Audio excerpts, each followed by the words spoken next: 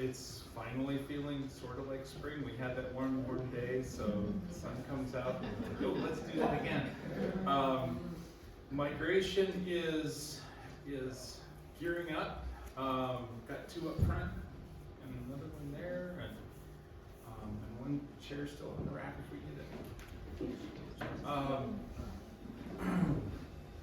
So this is the time when lots of birds are coming back from their southern wintering areas and back to their breeding grounds up here, and we get sometimes returning species every day. And it's like, for birders, I call May the high holy days, because it's like that. New species coming back in every night, and new calls out the bedroom window every morning in the pre-dawn, and I just can't stay home. I'm really glad it's the slow time at work when I can just disappear for half days and days at a time. So I'm here to help take you along because it's so much fun. I started keeping track when I was 10, but looking at birds at the feeder and things in the backyard and things before then. How many of you have feeders? Okay. How many of you own binoculars? Oh, good. Because I want to start off talking about tools. And really, all you need are eyes and ears. Eyes or ears, one or the other. If you're blind, you can listen. If you're not all that great with hearing, you can look. Certain things will add to your experience, like a pair of binoculars. Being able to see things that are just a little farther away or a lot far away opens up the world tremendously if you have a good pair of binoculars. And I guess at the end, Chelsea, do you have a rope or a cane or something when the time is up? You can just drag me out of here? I'll keep going for questions at the end, and we could spend like another half an hour easy. Anyway, eyes and ears, binoculars add a lot. So you already have some. If you're thinking about an upgrade or if you're thinking about purchasing, get the best you can afford, and you might upgrade later on anyway, because you totally get what you pay for. The cheap binoculars fall apart, they go out of alignment, they're not all that waterproof, so spend a little extra and you'll be a lot happier with it. Another thing I find really handy is a hat, something with a brim to cut out all that light from above and kind of shade your eyes a little bit. Helps tremendously. Another thing that I really like too is having a companion, like a wife who likes to go birding. Bohemian Waxwings brought us together. Field guides we'll talk more toward the end about field guides. I'm old school, I grew up with books. So I like a book I can flip through. There's nothing wrong with that. There are a bunch of really good ones on the market right now. There's a lot of look up the bird on your phone. We'll talk about the apps in the last little bit. So some sort of identification device is also really, really helpful / essential. As you get into it more, as you look at things farther away, if you want to see what's out on, let's see. I like to go watch for various ducks in late fall and winter and early spring off Glen Haven, and that's where spotting scope comes in handy.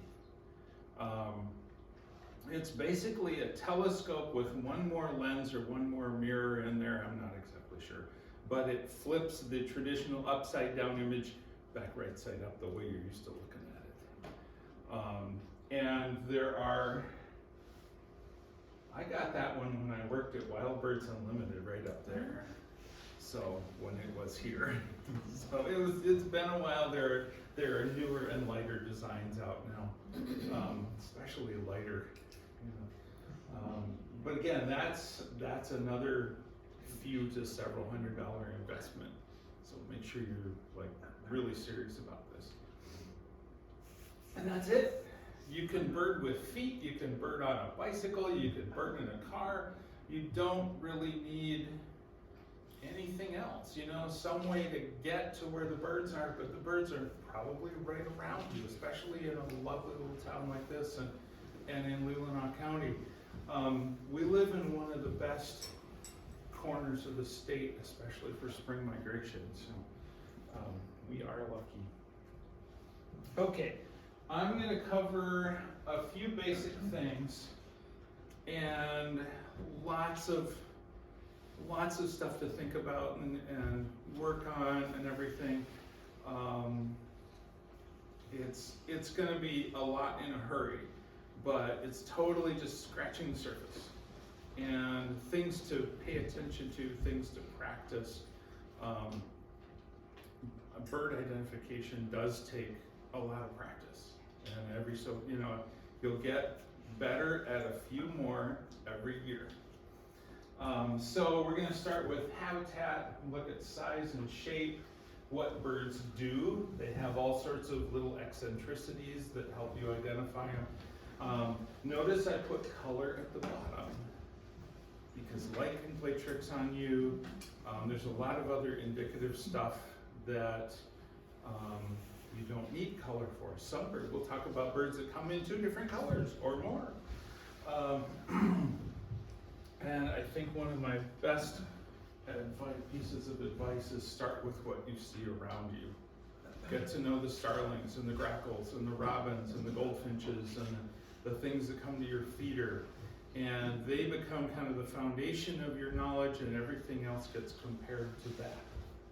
And that way you don't have to learn everything. You put it in little categories, and that makes it easier to manage. So pay attention to the stuff you see around you. Except while driving. Pay attention to the road, but I must confess, I always have, a little corner of my eye that's out there birding while I'm driving, so don't get too close. All right, habitat, where are you? What kind of ecological community are you in? Forest, and there are different types of forest, some sort of swamp, marsh, wetland kind of place. That one is a lovely swamp I love up Woolsey Airport, Leelanau State Park, where Densmore Road goes past the airport and crosses the swamp. Spend some time there early morning or in the evening. It's just wonderful. Or a field. It's not Thorson Road. No, that one's Port Oneida, which is a wonderful field spot. I also like Thorson Road. So, I find mowed grasslands, managed grasslands, to be much more birdy, have more species than just the abandoned fields of knapweed. So we can talk for hours on things like that sometime too.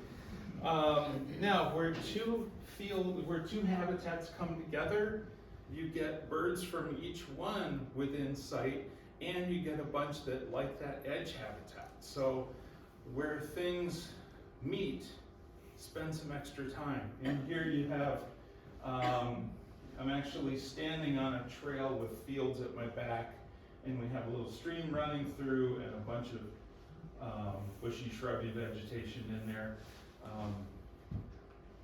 And if you get more than one habitat, more than 2 coming together, like this is Mayfield Pond Park in Grand Traverse County. It's toward the little burg of Mayfield. And you have cedar forest, you have a hardwood forest back there, you have a pond, you have a little slow-moving stream running into the pond, and you also have shrubby old apple trees and bushes, and it's just a wonderful spot to hang out for a little while. And just sit in there and see what comes by. Okay, habitat. So find a spot. Some places are more bird rich than others. You'll learn to identify those after a little while, but I like to not neglect just the places that are around you, you know, like the Grand Traverse Commons gets underrepresented on bird checklists, but I think it's wonderful. You know, there's some corners that have all kinds of surprises in them. All right, now, what to look at when you finally see a bird? You dragged yourself out of bed at 7 o'clock. Dragging oneself, I used to get out of bed at 4, drive to State Park. I grew up in Pennsylvania, and I could drive north, drive through the park, and be out on the beach at 6. So this 7:30 stuff is kind of pushing it. All right, when you finally see something, one thing to take into consideration is size. And we kind of use this scale of, is it sparrow-sized, robin-sized, crow-sized, bigger than a crow, somewhere in between one of those two. So those are things that you commonly see, and they give you a little frame of reference. And when these apps ask you to identify a bird, they're going to ask you roughly how big it is in something like those categories. They're not going to use measurements. Be aware that a bird by itself can be incredibly deceiving. A flying bird by itself can be incredibly deceiving and hard to figure out how big it is. Because is it close? Is it far? I have nothing to compare it to up there in the air. So be ready for that. Okay, so size and shape. This is one of the inside covers of the Peterson Field Guide. And it's really handy for just a learning page. The other inside cover has flying birds, same kind of thing, in silhouettes. If I had the good camera and the time, I would love to come up with a whole slideshow of silhouettes, because that helps a lot. You don't need the color, except maybe to get it down within, this will get you within 2 or 3 species of just about anything, just based on silhouette and shape. So things to look for: body shape. Is it long and skinny? Is it round, plumpish? Tail, is the tail long, short, pointed, rounded? Is there a crest, a little tuft of feathers? Are there 2 tufts of feathers? And one could go on and on about shapes and combinations of things, but those are some of the things to look for when you first see it, when you got that, you know, that momentary glance. And I'm going to spend a few minutes with some actual pictures.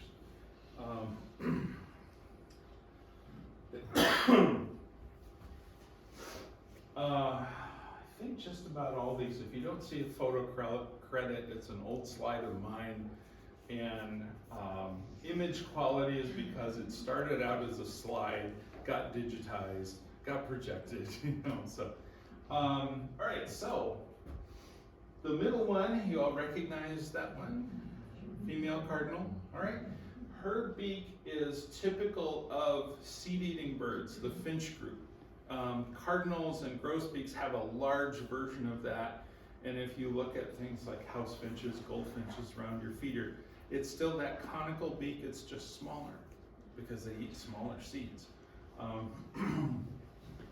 Over here, the tall skinny one, when you're looking at a bird, does it have a long neck? Does it have long legs or medium length legs? Does it have a long, straight, pointed bill? That combination will most of the time, especially with the long neck, it'll put you in with the herons. And birds are living things, really, are organized into groups, and eventually there's this family group of things that are similar, and then along comes the DNA evidence that kind of throws out the categories on some of those, but still helpful. So things with a long neck, long bill, and long legs, some kind of heron. That's a green heron.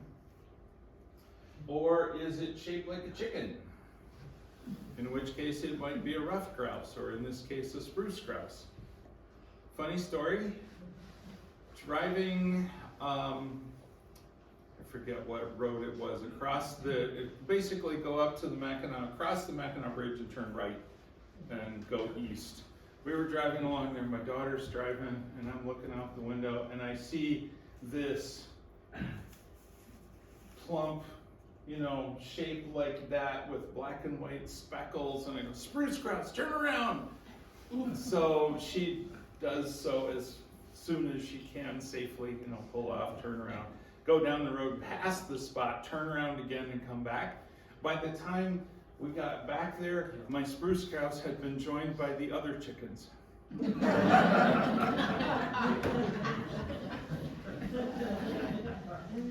So, yeah, what can you do? If it floats on the water, as we get a lot of things that float on the water, does it have a very long neck? You recognize mute swans. Does it show a lot of body? Does it float kind of high and buoyantly? Does it float low in the water? Does it appear kind of thick-necked and a long straight bill like a loon? There's a lot of stuff in between there. If you see something sitting on a wire, is it sitting kind of horizontally like there are several things, but kestrels, if you're out in open country in the fields, you'll see these little hawks, little falcons kind of sitting fairly horizontally on the wires. Other raptors will sit more upright. So is it sitting horizontally? Is it sitting upright? Is the head rounded, like it's just part of the body? Then it might be an owl. Is the head kind of distinct from the body, like it has shoulders? Then it might be a hawk. And if you get close enough or get a good enough look, you'll see that sharp, pointed, curving down beak for ripping off chunks of flesh from prey. Excuse me. Also with shape, we can talk about wings. And again, there's a lot of variation in there, but are they kind of rounded wings? Are they short rounded wings? Are they long rounded wings? Are they held flat? Like a bald eagle, when you see them flying, I compare them to a plank. It's a broad wing, it's long, and they're held flat. They look like a flying 2x10. And then you have gulls that hold their wings in kind of a nice little curve shape, and they're long and pointy. Just for the heck of it, it's that long, pointy shape of gull wings that enable them to basically master the wind and play in it down here on the windy days along the lake, and just you've seen them like come up from behind a dune and just shoot up and hang and go all sorts of different directions. It's their wing shape that allows them to do that. Okay, so size and shape. And what are they doing? There's a lot of what are they doing? Just for examples, does it cling to the side of a tree? Like a woodpecker or a nuthatch or a couple other things that I won't get that far down the list just yet. But you've seen woodpeckers around your feeders. So get to know the differences among those, or yeah, it's acting like a woodpecker, but it's different. If it's a duck, does it feed by tipping up or does it feed by diving? That's kind of, once you arrive at, it's not well, even swan, thing floating on water, does it dive or does it tip up? And that'll help rule out a lot of the possibilities. And that's what this really is about, is process of elimination. Okay, and then we finally, after all this, we get to color. And are there several different colors? Is it predominantly one color with other little features, like a blue jay, predominantly blue, but it has the white bars on the wings, it has the little black necklace. Or like a mourning dove, is it basically all one color? You know, just kind of that soft, muted brown. Now, throwing back to what we've been talking about with that mourning dove, what else do you notice about the mourning dove? Considering what we've just talked about. Shape. How would you describe shape? On the ground, we teach. Brown. Yeah, round, and you got that cute little round head sort of plopped on there too. Tail, pointy, long pointy tail, yeah. And that pointed tail, you see mourning doves on the wires, sure enough, that pointed tail sticking out. Walking around on the ground, pointed tail. How about the blue jay? What else do you see about that one? Crest. It has a crest, yeah. So now is the beginning of your journey in training your eye to pick up on all these things, until eventually your brain just puts it into a package with a label and you say, oh, blue jay.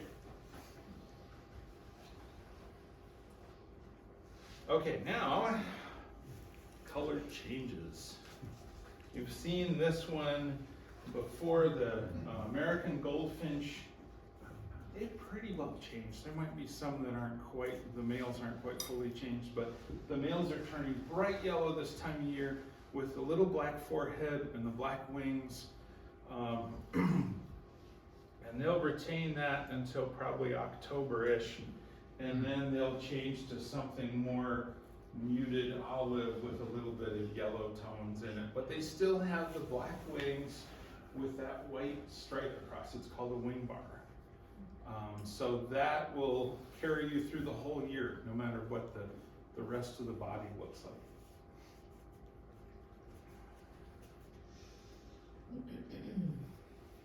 And then we get into color differences in sex / I don't know, do we call it gender if it's a duck? I don't know. You're familiar with mallards. Males and females are different. If you want a sciencey term, it's called sexual dimorphism. And birds change color with age too, sometimes.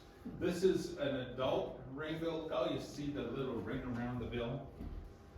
Next time you see them down in Fishtown, watch for it if you don't already. And yellow feet gulls.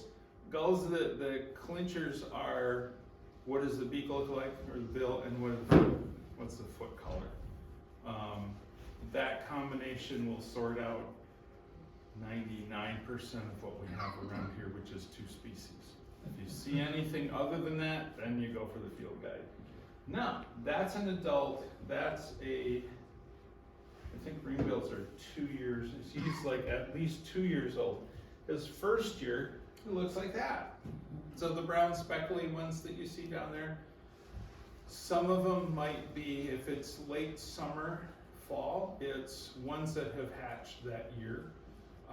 If it's like the ones that you see this spring that look kind of brown and speckly, if it has a little bit of gray on the back, that's basically a 1-year-old gull. And it takes ringbills 2 years to get their adult plumage. Herring gulls, the bigger ones we see around here with the pink feet, takes them 3 years to get their adult plumage. How long do they live, gulls?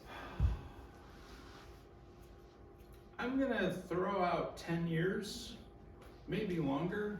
I don't really know, and I'd have to look up like banding records and things. Once you figure out how to eat, you're pretty well set. Once you learn where the dumpsters are, when the fishing boats come in, these are like critical pieces of information. But once you figure out how to be a gull, there isn't a lot out there that's gonna threaten you, other than like, freak events or storms or something. Yes? So we have two main goals here in Yep. our area, Ring-billed and herring. ring-billed and herring. Okay, and tell me quickly what the difference, so that when I'm looking, I can't see the ring-bill. Ring-bills have the ring on the bill, the adults anyway, we'll stick to adults. Ring on the bill and yellow feet. Herring gulls have a red spot on the bill and pink feet. And for the heck of it, that red spot is a target for the young, the nestlings. They don't carry food back in their weak little webbed feet. They eat it and carry it back to the nest. And then the young ones peck on that red spot and go, feed me, mom, and mom regurgitates what she's carrying in her crop. So, lovely, huh? Okay, given distances and everything, little bit of a quiz. What do you notice? What do you see about those regarding especially shape?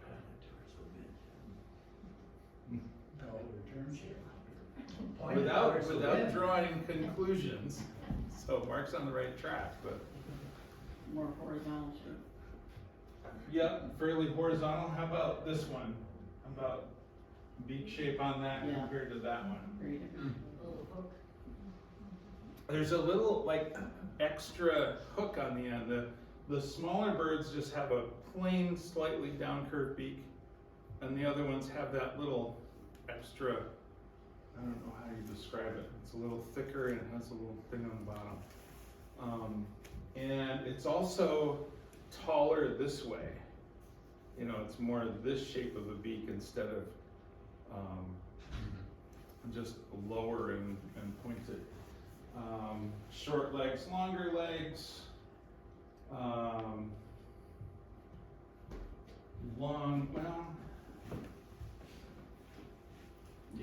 long, you can see kind of a wing ending here and maybe a tail sticking out a little bit past it.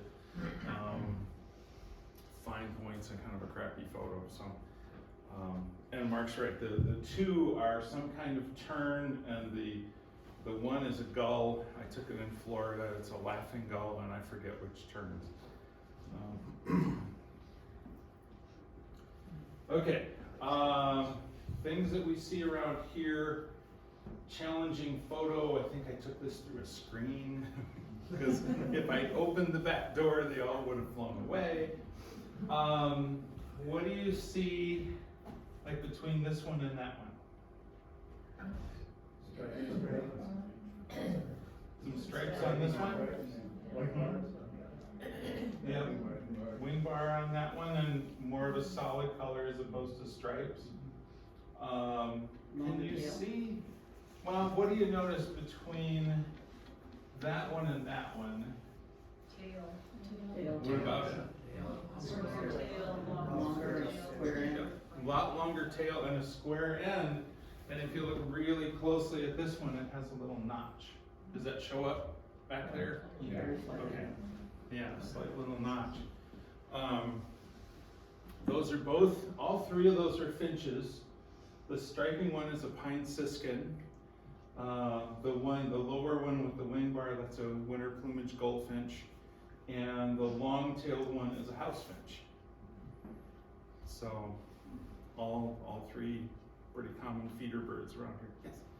I had a notification from either Audubon or the Nature Conservancy, I don't remember which, about not putting feeders out this spring. Oh, yeah. Can you elaborate on that? Do we want to finish up and then I'll come back around to bird Okay. flu? Oh, okay. Okay. Great. Okay. What else? Another quiz bird. Arch of the wings are held in kind of an arch, like a gull, but why isn't it a gull? Looks like it has a white head.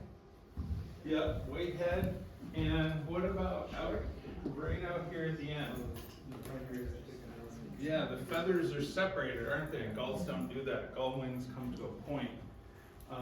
If it has that primary feather separation like that, like little fingers out there, I better watch my generalization, but most of the time, most of the time, it's a bird of prey. It's a hawk or an eagle, or in this case, an osprey. And if it shows up from where you're sitting, that beak is kind of short and hooked down, so.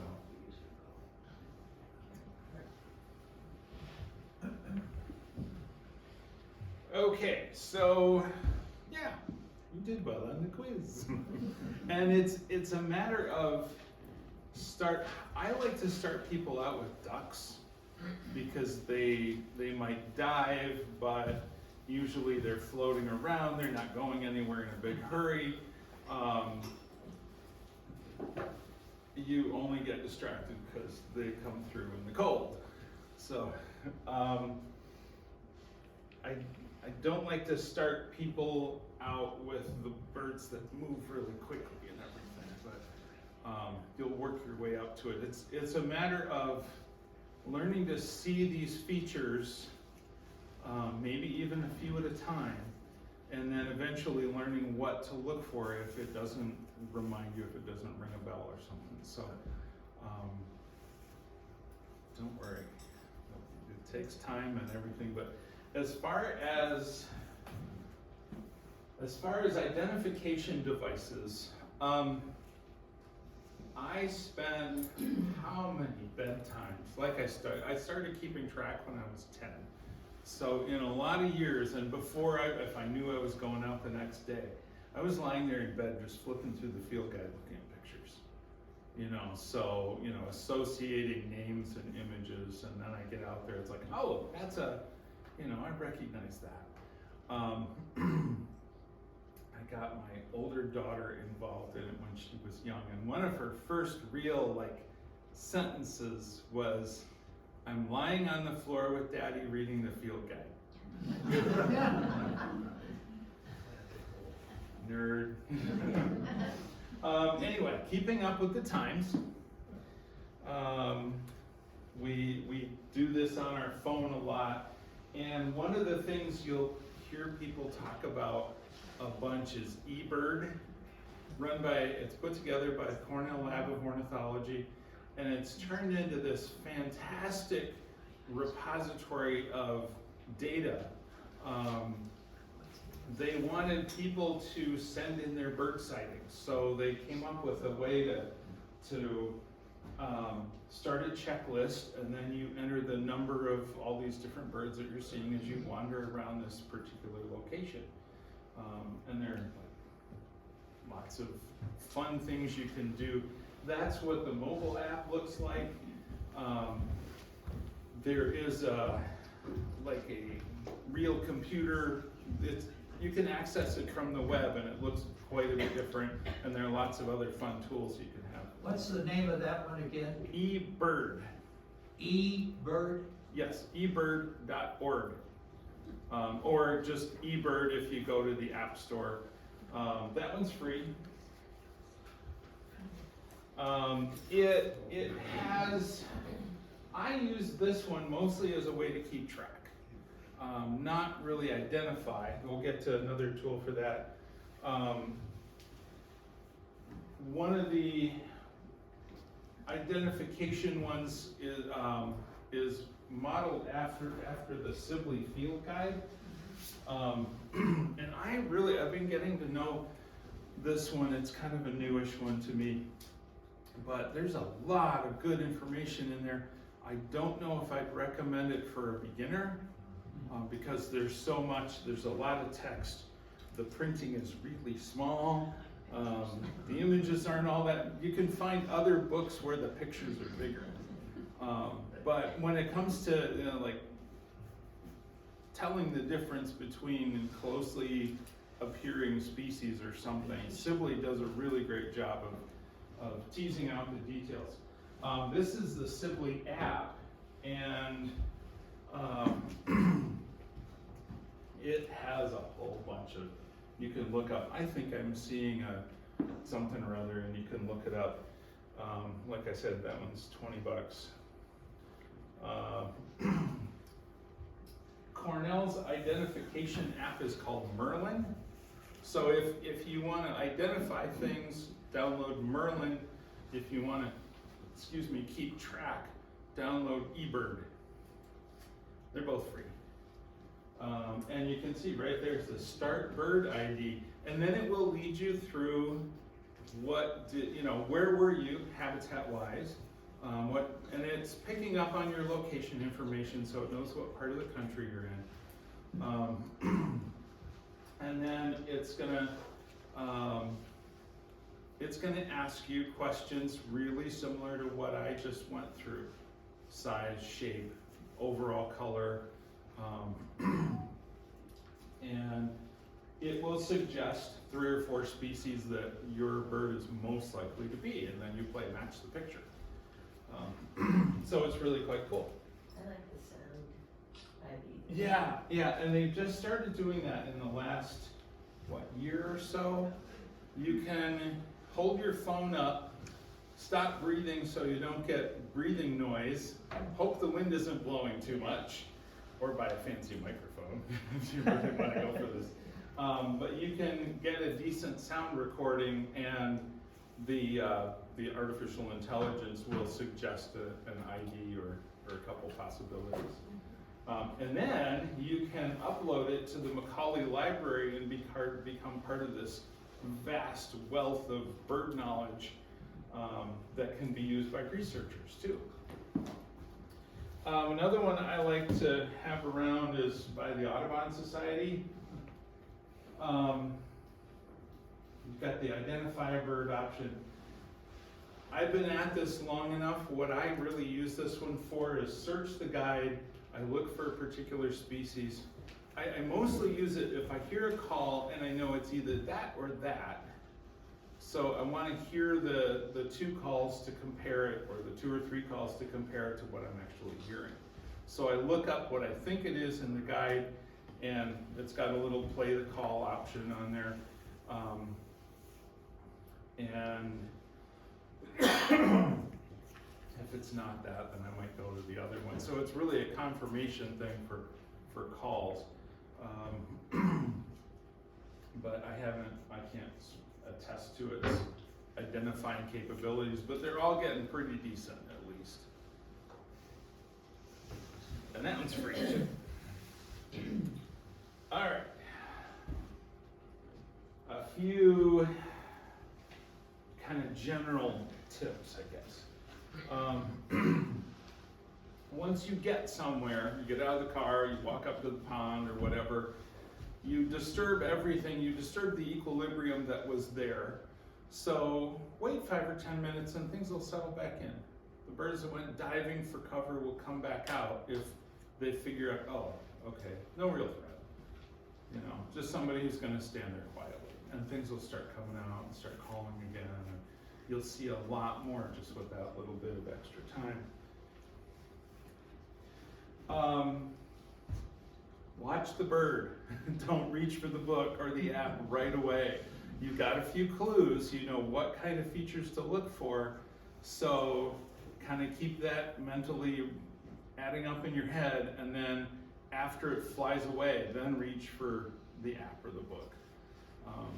Unless it's just going to sit there for 20 minutes and you have the luxury of comparing, and that's like, oh, okay, take a look at that again. And, that's wonderful. Don't be afraid of the rain. So, lesson for Sunday. There's rain in the forecast, but the worst chance of rain is overnight until like 6 a.m. or so, and then the probability is supposed to drop off throughout the day. Birds generally dive for cover if it's a short shower, and you've probably seen this around your feeders. If it's an all-day drizzly kind of thing, they're going to come out and feed and just put up with it.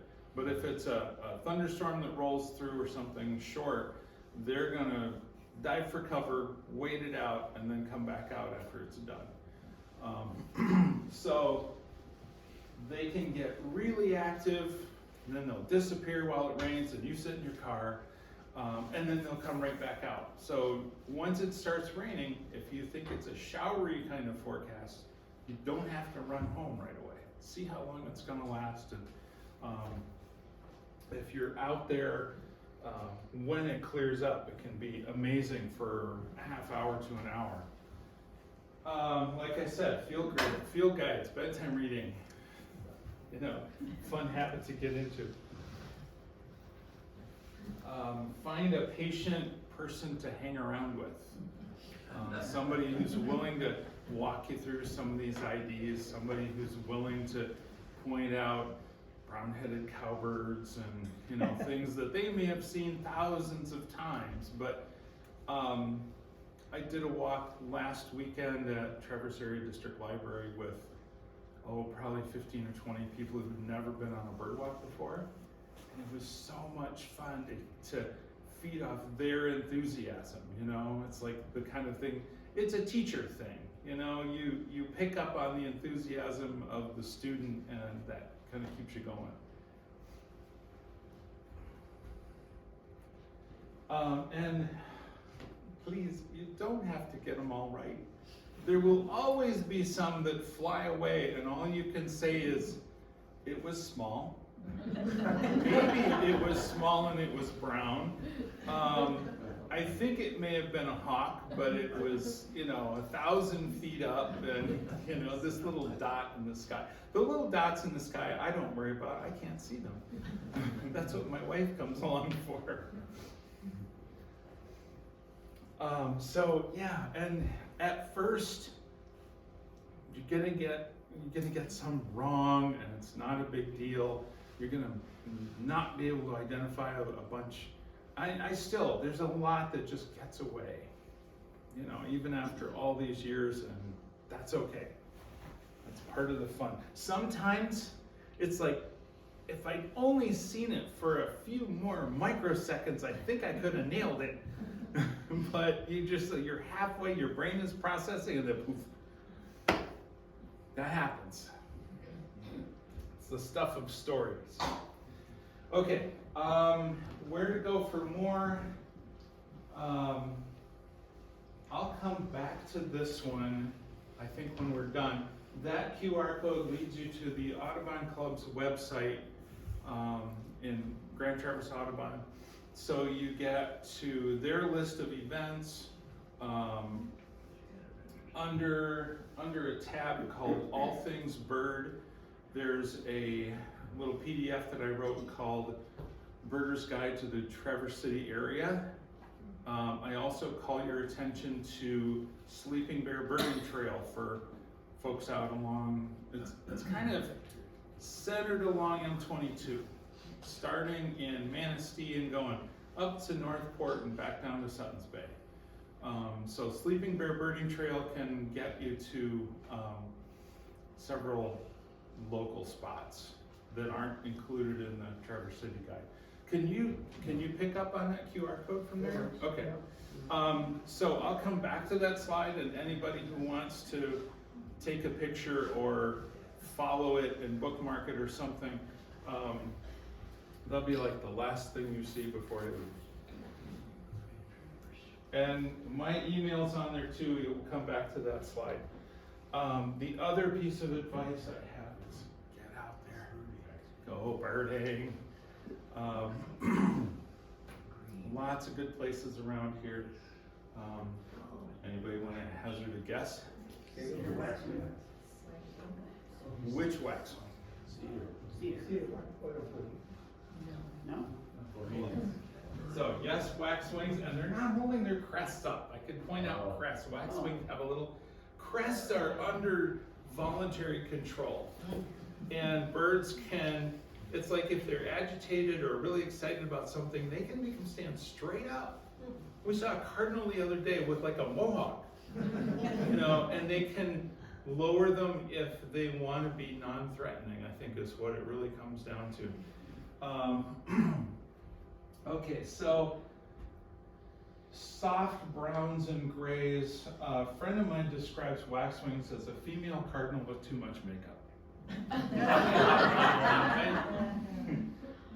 But in this case, under the tail, it's kind of cinnamon colored. Yeah. You got the yellow tips that help you identify it as a waxwing. But under the tail is cinnamon colored, and if you get a nice look in a picture, you got this little yellow stripe here. Those are Bohemian waxwings. And cedars are basically around all year. But Bohemians come down when food is short in Canada, and they'll come down and feast on our juniper berries and crab apples and a host of other things. Excuse me. Let me see. Where is that walkway? That is behind the the Boardman River Nature Center on the Grand Traverse Nature Education Reserve. If you go to the Nature Center and walk down the hill like you're going to where the dam used to be, you'll pick up the trail and follow it north, downriver, and you'll see a little turnoff for Fox Den Trail, and that boardwalk is on that Fox Den loop. Highly recommend it. It's a lovely little spot because there's lots of stuff right close. You go through a little wetland. All right. So let me go back. Okay, leave it on that one. Getting back to avian influenza, bird flu. We just went through an airborne virus pandemic, so we can relate. It's a what is it, H5N1 or something? You may have even heard the number, but it's transmitted by organisms in close proximity. And they're saying, take your feeders down so you avoid the crowding.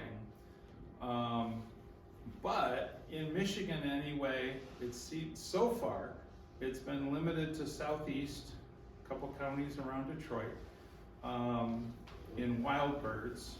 It's been affecting domestic poultry flocks around the state, but so far it's in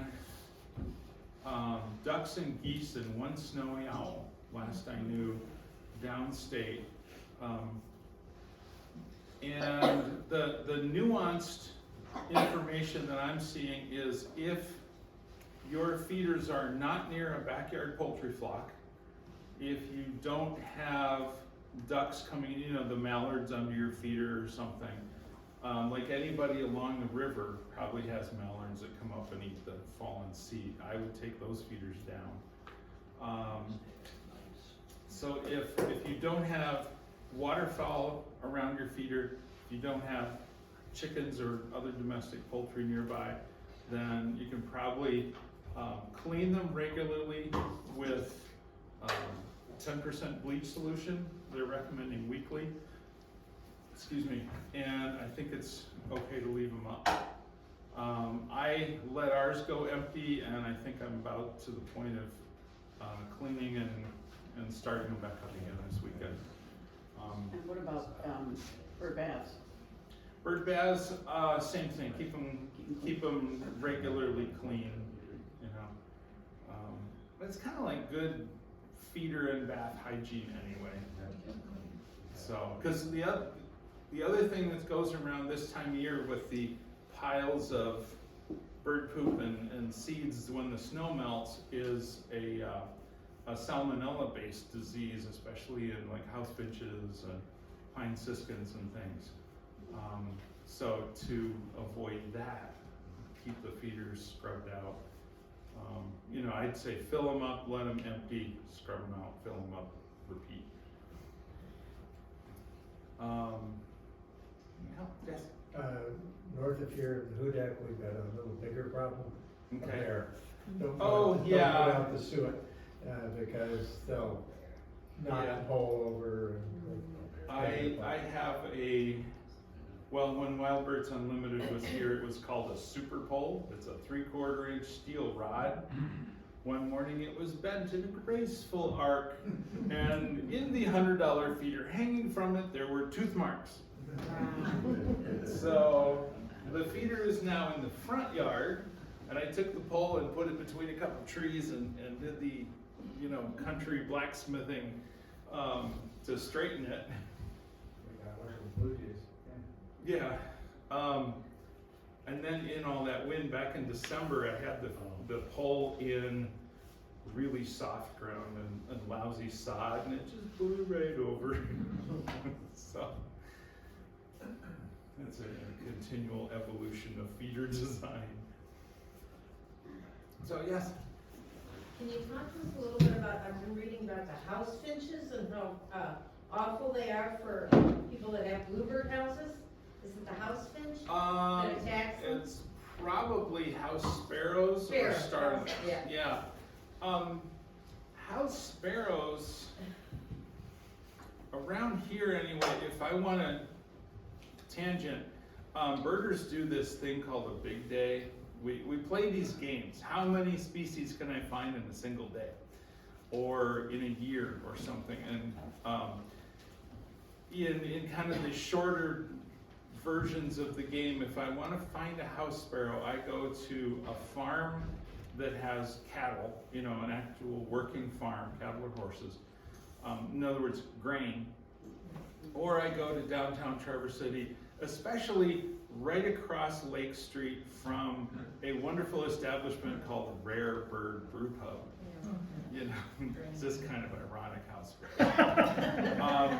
They do get into cavities occupied by tree swallows and bluebirds. I think tree swallows are more aggressive about defending their little space. They will peck holes in the eggs and basically throw out the occupants and then take over. The Audubon Club is keeping an eye on a martin house that went up, I think, last year. And if we start getting house sparrows hanging around in there, we're just going to take out great handfuls of nest material. Sites to that try to I've read, they're pretty fanatical. They actually call them murderers because Yeah, they kill the bluebirds. Mhm. I had flocks of 50 in town here this winter or early See, spring. yeah. Huge flocks, Well, but I don't get bluebirds, so I was Yeah, particularly that's- worried about it. I think there's a spatial separation. If you're not an actively working farm with livestock, then out in the open country around here in all these fields, go ahead and put up bluebird boxes. And the sparrows seem to stay closer to people, and the bluebirds are out a little farther, and hopefully they don't run into each other. But yeah, feel free to discourage their nesting attempts. So. Is there a guide that tells them, I have a lot of different guides, but I'm always curious and I don't see it in my guides, so when they nest and their eggs hatch, the time of, month or year or whatever, is there something there I can find that? Well, eBird does it. Yeah, several of these apps, the Audubon one is where I find it a lot too. The Audubon one? Okay. You scroll down a little bit and they'll talk about nesting and eggs and things, and timing varies with your location, Okay. latitude. Like birds that are just showing up here might be halfway through their nesting cycle in the southern US. Or there are a lot of things that are setting up territory in southern Michigan and they're not quite here yet. So that information's out there, but you'll have to look it up like species by species. I don't know of I think there's a new one out, like Peterson Field Guide to Bird Nests. That, if you know what species it is, or if you have an idea that can help you narrow it down, and then, but I've never really gotten into nests for trying not to harass, Yeah. Birds have a hard enough time. They don't need me poking around. And there have been instances where mammalian predators learn to follow human scent. Like on the bluebird trail, the string of bluebird houses, one person will walk from one to another, and some predator will just follow the scent right down the fence row. So, and just like clean them out one after the other. Unpopular topic, but how many have outdoor cats? I've been on both sides. I had a cat and, you know, some chickens, and, you know, I wanted some small mammal control, so we let him go outside and run around the pole barn. I think the dingbat fell out of the rafters one night because I had to take him to the vet about 11 o'clock. But he used to climb up there and then get stuck. But anyway, outdoor cats, estimates are that they kill something like between 2 and 4 billion birds a year in the US.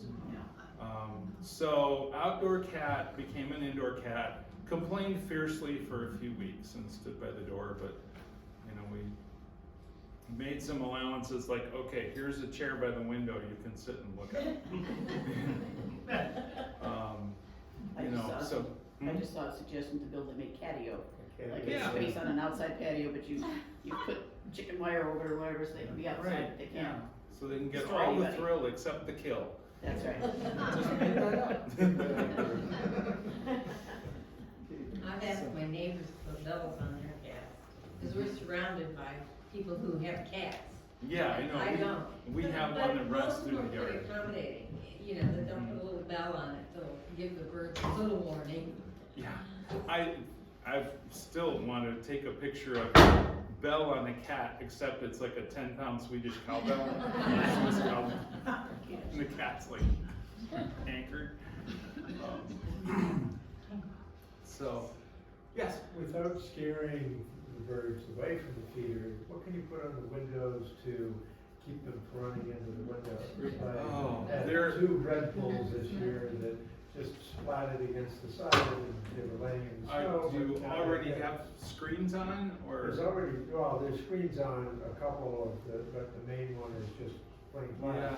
Yeah. If you get a Um, predator one, it seems to scare them away completely, if the predator's silhouette. There are some different things out now. Look up like bird window collisions or Okay. preventing bird window collisions, because there's some new products that are like UV reflecting stickers. So we don't see them, but there's obviously something on the window. We can more or less look through them. And there's some other things that are basically hanging, not thread, but something Here. thicker. It looks like a I've ribbon. tried that before, and it had mixed results. I still had birds, you know, run into the windows. Mm-hmm. Well, anything that lets them know that it's not a passage through the house. You know, if you have 2 windows lining up, then keep the curtains or something closed on the back one, if you can. But there are things on the market for that, and I've been thinking about trying them because our feeders are fairly close, so they haven't gotten up a big head of steam, but we've still had some window thunks. And then you'll get occasionally birds scared by predator. A friend of mine told a story once of standing by the window looking at the feeders with his coffee, and a mourning dove followed by a Cooper's hawk hit, like bam, bam. Coffee went everywhere. So, you know, you're still gonna get that, and there isn't a lot we can do about it if we want a window to look out of. Can I add something to that? Thank you. We had some success, just like very simple solution. We just took hemp twine and we tied at the bottom just driftwood, so it was kind of beautiful, and just pinned it up outside of our windows because we had this beautiful weeping birch that the birds love to visit. But it looked like, I mean, it was reflecting right on the windows, so they would fly into the windows all the time. And just like the gentle motion of that breaking up the reflection stopped a lot of those collisions for us. So. So So you do bird walks all over the area every Sunday morning? Yeah, well, one of my goals with those, the big one is get people out and, you know, people who might not be as, you know, new folks or people who wanna just polish a little bit. But one of my other goals is to show people some cool spots around the area. And sometimes I go where the birds are, seasonally a little bit. But I want to show people some places that they may not have thought of. One of the wonderful rabbit holes of eBird in the online, you know, the full web page, is there's this tab called Explore. And like I'm going to South Carolina for a conference later in the summer, so I hit Explore, and then it asks you, you know, fill in a region. Where do you want to go? So I say South Carolina. And it shows you all the hot spots, which are the places that seem to have the most birds. And if you're traveling, you can plan your trip around it. If you want to see what's close to you, you can, and you can change the time too. So if like, I'm going to be in South Carolina in July, humid. So I look up data for that time period, or you can say all year, you can say all of recorded time on eBird or the last 10 years. You can spend hours down that rabbit hole. It's great fun. But it can lead you to some places around here. You can also look it up by species.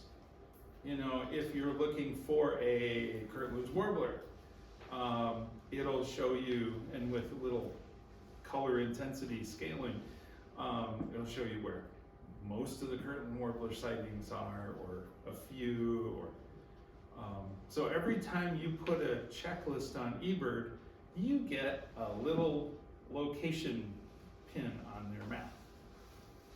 So unless it's in a hot spot, and then you just kind of get added to everybody else's for that spot. So yeah, there's great, you know, how and or where and when to go. There's all kinds of good stuff. And ask somebody the good old-fashioned way. And that's why I wrote that Birders Guide, is somebody in an Audubon meeting said, how do we know where to go? So I just got to work over the winter. Do you have the guide here for sale? Well, this area is covered by the Sleeping Bear Birding Trail, Okay. but they don't have restroom information. I'm trying to raise the bar, man. Putting in restroom information, accessibility information. So where do we get that guide? Yours? Mine, go there. Okay.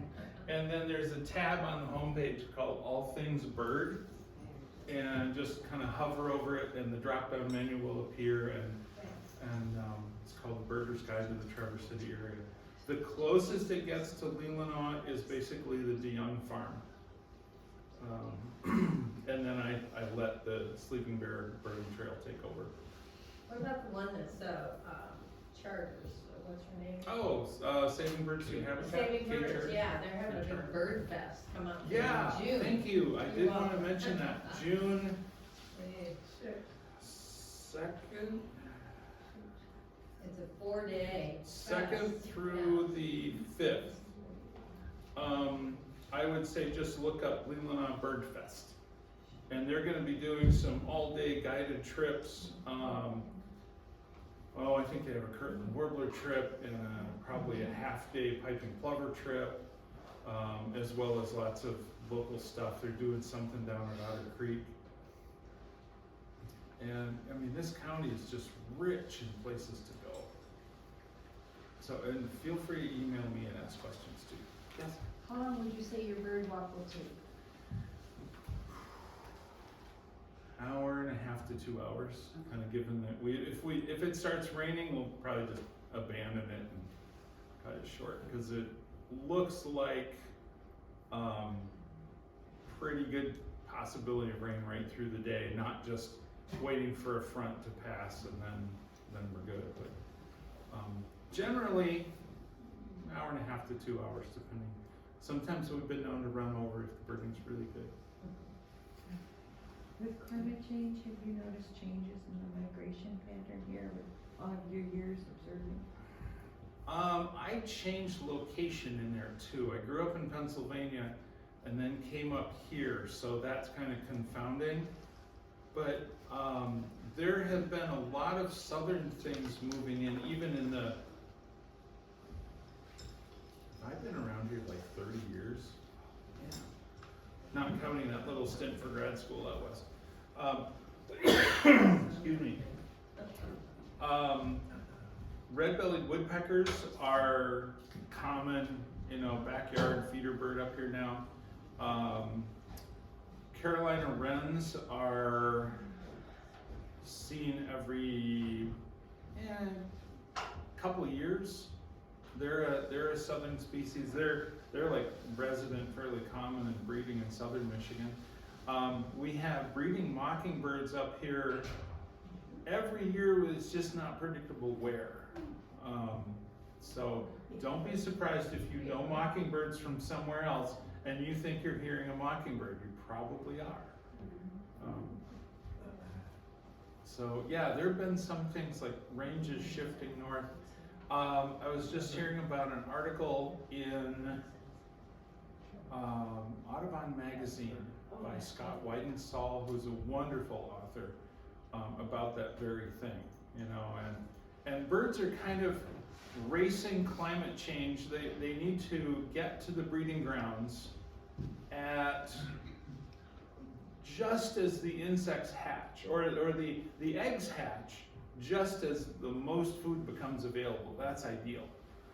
As it warms, especially in the Arctic, insects are hatching earlier and earlier, and some birds are able to adapt at least this far north and make adjustments in their timing, and some things are, because that change is so rapid, they're not really able to keep up.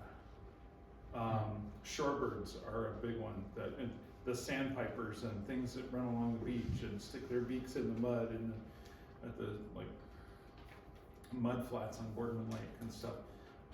They appear to be losing the race because they go up there because they're just billions and billions of insects to feed the babies.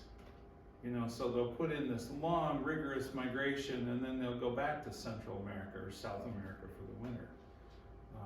And timing all that travel is getting pretty tricky. So yeah, I think it was Audubon magazine recently. I haven't actually read it yet. I need to go find it. Yes? Yeah, I just wanted to say, I looked at Interguide, and we have this Sleeping Earth birding guide there. They're free, there's a stack of them. Oh, We okay. also have a very, very complete inventory of all the Sibley, Peterson, Audubon. And one of the the little folded ones that are, hand guides that have just in this area.